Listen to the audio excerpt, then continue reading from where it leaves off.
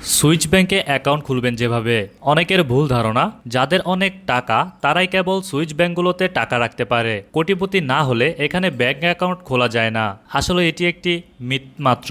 বছরের পর বছর ধরে সুইচ ব্যাংকের সম্পর্কে আমাদের মনে যে ধারণা তৈরি হয়ে আছে তার অধিকাংশই মন গড়া। তার মধ্যে সবচেয়ে সহজ এবং সত্য একটি কথা হচ্ছে সুইচ ব্যাংক বলে আসলে কিছুই নেই। সুইচ ব্যাংক বলে যে টার্মটির সাথে আমরা পরিচিত এটা ভুল। বহুল আলোচিত সুইচ ব্যাংক বলতে কি বোঝায়? 1958 সালে সুইচ ব্যাংক প্রতিষ্ঠিত হয়, তবে 1998 সালের পর থেকে সুইচ ব্যাংক বলে আর কিছু নেই। সে বছর switch bank union bank of সুইজারল্যান্ডের সাথে একীভূত হয়ে যায়। বর্তমানে ইউনিয়ন ব্যাংক অফ সুইজারল্যান্ড গোটা ইউরোপের মধ্যে সবচাইতে বড় ব্যাংক এবং সারা বিশ্বে এটি দ্বিতীয় বৃহত্তম ব্যাংক। মোদ্দা কথা এই যে সুইচ ব্যাংক বলে আপাতত এখন কোনো একক ব্যাংকের অস্তিত্ব নেই, কিন্তু switch financial market supervisory authority FINMA এর অধীনে সুইজারল্যান্ডের সকল ব্যাংকই সুইচ ব্যাংক বলে পরিচিত। তার মধ্যে আছে union bank of Switzerland, credit switch ইত্যাদি। কেন এই সুইচ ব্যাংকগুলো এত জনপ্রিয়, এত আলোচিত? এর প্রধান কারণ প্রাইভেসি এবং স্থিতিশীলতা। সুইজারল্যান্ডের ব্যাংকিং সিস্টেমকে পৃথিবীর অন্যতম স্থিতিশীল ব্যাংকিং সিস্টেম বলা হয়। তাছাড়া সেখানে ক্লায়েন্টদের গচ্ছিত অর্থ সম্পদের সর্বোচ্চ তথ্যগত নিরাপত্তা দিয়ে আসছিল সুইচ ব্যাংকগুলো। আজ থেকে 300 বছর আগে থেকেই এই ধরনের গোপন অ্যাকাউন্ট খুলে সুইজারল্যান্ডের ব্যাংকগুলোতে টাকা রাখার ব্যাপারটি প্রচলন হয়েছে। ইতিহাস বলে মূলত ফ্রান্সের রাজাদের সঞ্চিত অর্থ গোপন রাখার প্রবণতা থেকে শুরু হয়েছিল এই ধরনের ব্যবসা। এছাড়া 1713 সালের জেনেভা সিটি কাউন্সিলের একটি আইন এই গোপনীয়তাকে প্রশ্রয় দিয়েছে। আইনে বলা হয়েছে কোনো গ্রাহকের অ্যাকাউন্টের তথ্য সে ছাড়া আর কেউ জানবে না। গ্রাহকের অ্যাকাউন্ট তথ্য সম্পূর্ণ গোপনীয়তা বজায় রাখার নীতিমালা করা হয়েছিল।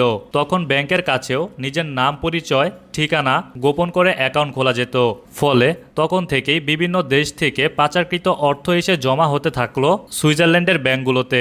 যদিও বর্তমানে ব্যাংকের কাছে পরিচয় গোপন রাখার অপশন নেই, তবে নাম্বার অফ অ্যাকাউন্টের ব্যবস্থা আছে। এই অ্যাকাউন্টে গ্রাহকের নাম ধামের পরিবর্তে তাকে কিছু গোপন নম্বর দেওয়া হবে যা তার গোপনীয়তা রক্ষা করবে। ব্যাংকের খুব কম মানুষই জানবে এই নম্বরের পেছনে মানুষটিকে।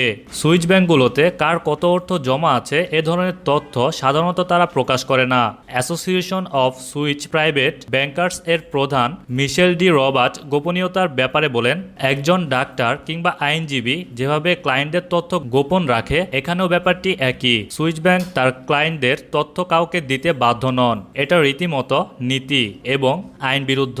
আর এই কারণেই সুইচ ব্যাংকগুলো এতটা জনপ্রিয়।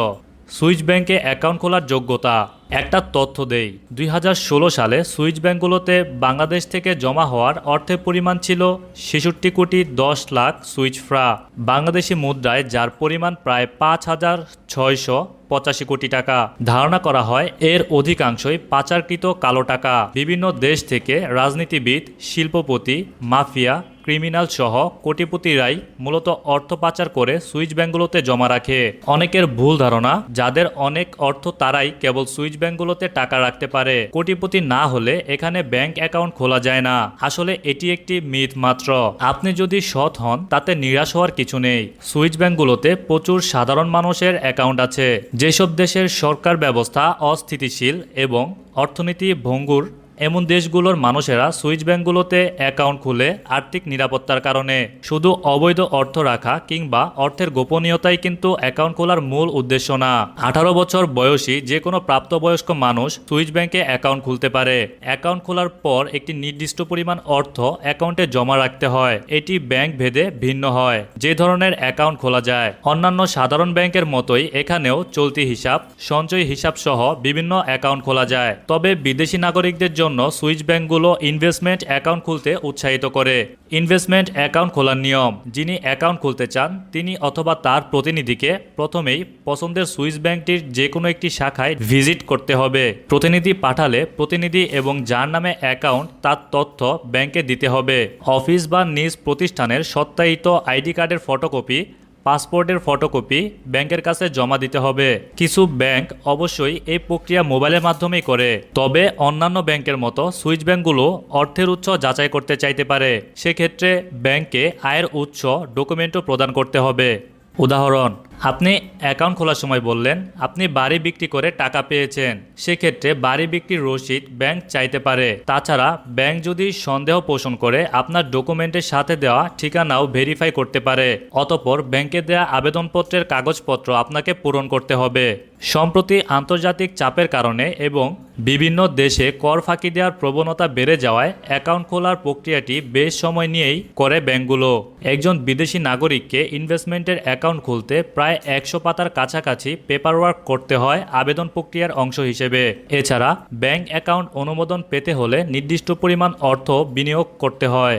বর্তমানে কিছু প্রাইভেট সুইচ ব্যাংক নতুন ইনভেস্টমেন্ট অ্যাকাউন্ট খুলতে $2.5 লাখ বিনিয়োগ করতে হয়। তবে কিছু ব্যাংকে $50,000 হলেই অ্যাকাউন্ট খোলার অনুমোদন পাওয়া যায়। তবে বিনিয়োগের এই পরিমাণ দেশভেদে ভিন্ন।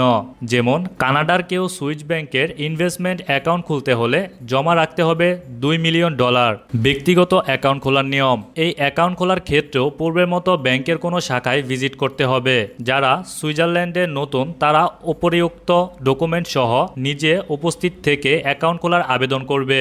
যারা সুইজারল্যান্ডের বাইরে থেকে ব্যক্তিগত অ্যাকাউন্ট খুলতে চায় তাদেরকে অ্যাকাউন্ট খোলার প্রক্রিয়াটি মেইলের মাধ্যমে করার অনুরোধ জানাতে হবে। তারপর আপনাকে একজন ব্যক্তিগত অ্যাকাউন্ট ম্যানেজারের সাথে যুক্ত করে দেওয়া হবে। কে আপনার ম্যানেজার এটি অবশ্যই মনে রাখতে হবে পরবর্তী ট্রানজ্যাকশনের জন্য। তাই ম্যানেজারের সাথে যোগাযোগ রাখার জন্য তার মেইল অ্যাড্রেস, ফোন নম্বর সংগ্রহ করে রাখতে হবে। ব্যক্তিগত অ্যাকাউন্টে রক্ষণাবেক্ষণ ফি বাবদ প্রতি মাসেই 10 থেকে 30 সুইচ ফ্রা গুনতে হবে। এছাড়া ডেবিট ক্রেডিট কার্ড থাকলে তার জন্যও অতিরিক্ত ফি দিতে হবে। নাম্বারট অ্যাকাউন্ট খোলার নিয়ম।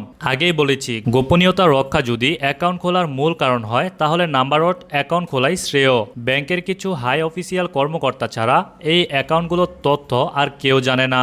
যদি কেউ নাম্বারট অ্যাকাউন্ট খুলতে চায় তাকে সশরীরে উপস্থিত থাকতে হবে এবং উপরে উল্লিখিত ফর্মালিটিসগুলো শেষ করতে হবে। প্রাথমিক অবস্থায় কমপক্ষে $1,00,000 ডিপোজিট করতে হবে আর বছরে $3,000 গুনতে হবে শুধুমাত্র অ্যাকাউন্ট মেনটেন্সের জন্য। আরও কিছু তথ্য। আপনি যদি চান আপনার অর্থের উৎস কেউ না জানুক তাহলে এমন সুইচ ব্যাংকে অ্যাকাউন্ট খুলতে হবে যার শাখা আপনার দেশে নেই। এছাড়া অ্যাকাউন্ট ট্র্যাকডাউন হওয়ার ভয় থাকলে debit card, credit card, cheque এর সুবিধা নেওয়া যাবে না। সেক্ষেত্রে ট্রাভেলার্স চেকের মাধ্যমে অ্যাকাউন্ট অপারেট করতে হবে। তবে একটি সতর্কবার্তা না দিলেই নয়। সুইচ ব্যাংক যদি মনে করে আপনার অর্থের উৎসে কোনো ভেজাল আছে এবং এই অর্থ ড্রাগের বিজনেস থেকে আসা তাহলে তারা অ্যাকাউন্ট খোলার অনুমতি নাও দিতে পারে। ভারতে বিগত কিছু বছরে সুইচ ব্যাংকের অর্থ জমার হার অর্ধেক হয়ে গিয়েছে কেবল এই কারণেই।